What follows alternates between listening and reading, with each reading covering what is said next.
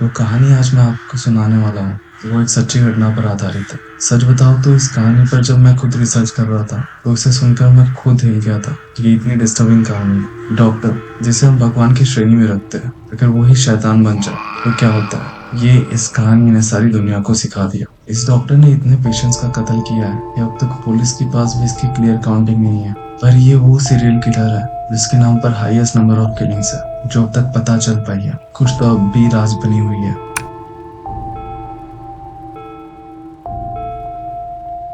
हम यहाँ बात करने वाले हैं एरोल्ड शिपमैन नामक व्यक्ति की। इसका जन्म 14 जनवरी 1946 में बेसवुड में हुआ था, जो कि नॉटिंघम सिटी में आता है। नॉटिंघम एक छोटा सा शहर है जो कि इंग्लैंड में बसता है।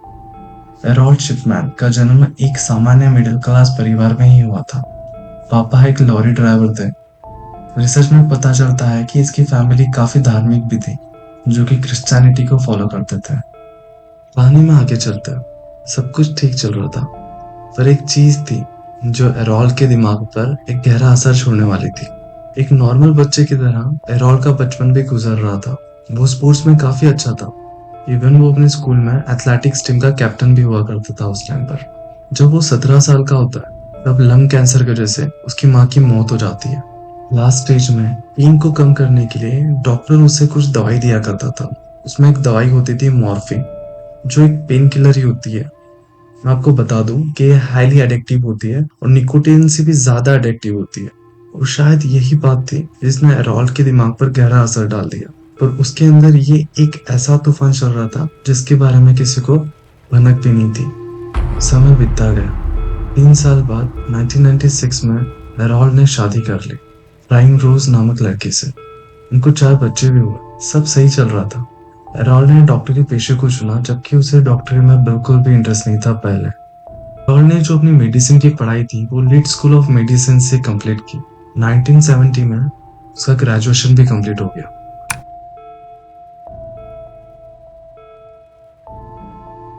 अब देखिए, ये बात तब की है जब एरोल को जनरल प्रैक्टिशनर की पोजीशन मिली अब्राहम मेडिकल सेंटर में। यही वो टाइम था जब एरोल की हरकतें ना कुछ बदलने लगी।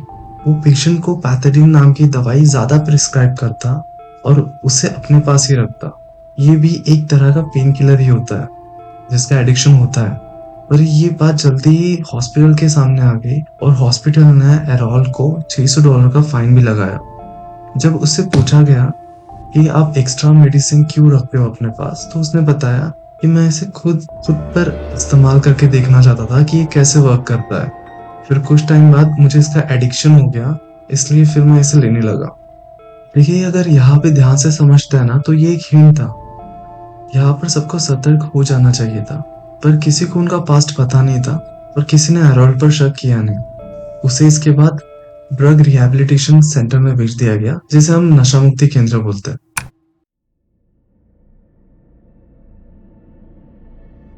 बाद में फिर सब नॉर्मल हो जाता है। एरोल एज एक जनरल प्रैक्टिशनर काम करता गया। इस बीच सब एरोल को एक अच्छा डॉक्टर भी समझने लग गया था। ऐसे ही 1992 तक चलता रहा। एरोल ने भी ऐसा कुछ नहीं किया कि हॉस्पिटल को उस पर शक हो या उसका लाइसेंस कैंसिल हो जाए। अब कहानी आगे बढ़ती है। 1993 की बात है, जब एरोल की इज्जत सोसाइटी में काफी हद तक बढ़ गई थी। हम इस चीज को एक चीज से भी समझ सकते हैं कि एरोल का एक इंटरव्यू भी लिया गया था कि मेंटली इल लोगों के साथ किस तरीके से ट्रीट किया जाता है। ये एक डॉक्यूमेंट्री के लिए था, पर उसकी मेंटल स्टेट क्या थी इससे कोई वाकिफ नहीं था। 1993 में एरोल्ड अपना खुद का एक क्लिनिक ओपन करता है 21st मार्केट स्ट्रीट पर, और यही से उसका खूनी खेल शुरू होता है, क्योंकि अब तो उसे रोकने वाला भी कोई नहीं था। अब सब कुछ सही चल रहा था। मार्च 1998 तक,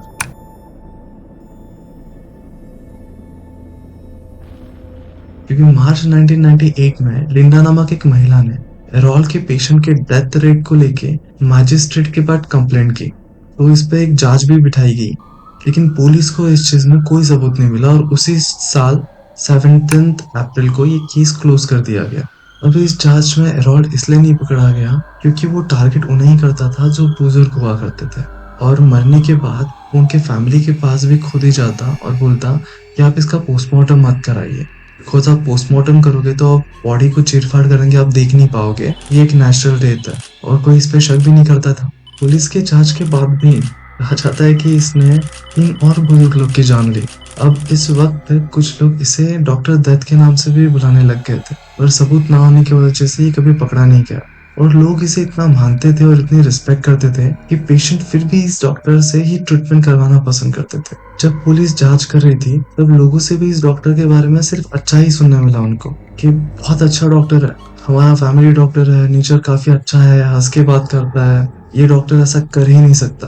पर कहते हैं ना कि पाप का घड़ा कभी ना कभी भर ही जाता है, और हर मुजरिम चाहे कितना भी चालाक हो, कभी ना कोई गलती कर ही बैठता है। इस शैतान से भी एक गलती हो जाती है। इसका आखिरी शिकार थी कैथलीन नामक एक महिला जो एक मेयर थी। ये भी इस डॉक्टर के पास जाती है और 28 जून 1998 को घर के सोफे पर इसकी भी लाश मिलती है।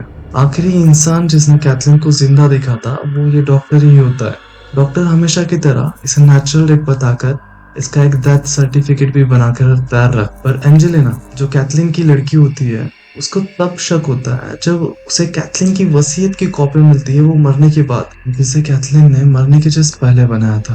और उसमें शॉकिंग तो ये था कि उसमें वो अपनी पूरी जायदाद किसी के नाम पर नहीं, उसी डॉक्टर के नाम पर कर जाती है। इसके बाद एंजेलिना सीधा पुलिस स्टेशन जाती है और कंप्लेन करती है कि उसके मॉम की नेचुरल डेथ नहीं हुई है।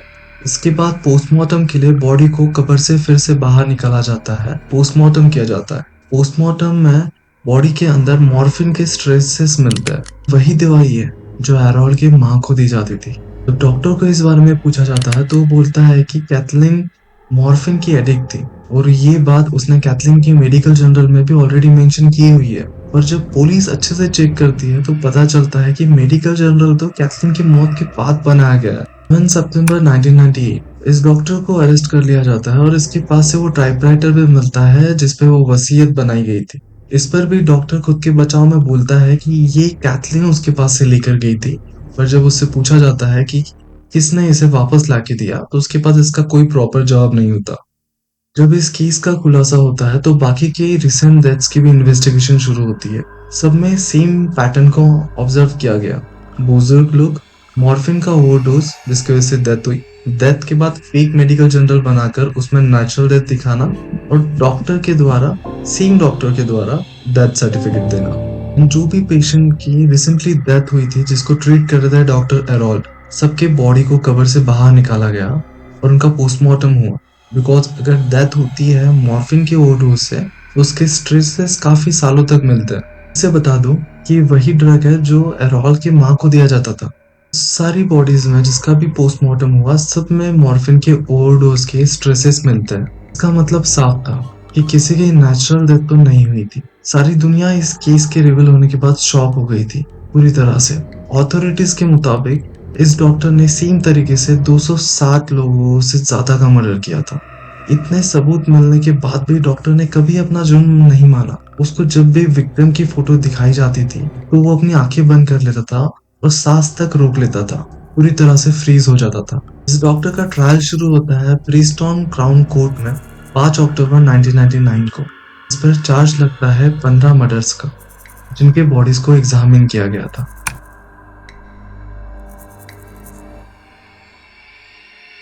जेल में कहा जाता है कि डॉक्टर की बाकी सीरियल किलर से अच्छी दोस्ती भी हो जाती है। 13 जनवरी 2004 में जब डॉक्टर की उम्र 57 ईयर्स थी तब डॉक्टर जेल में ही खुद की बेडशीट से खुद को फांसी लगा लेते हैं।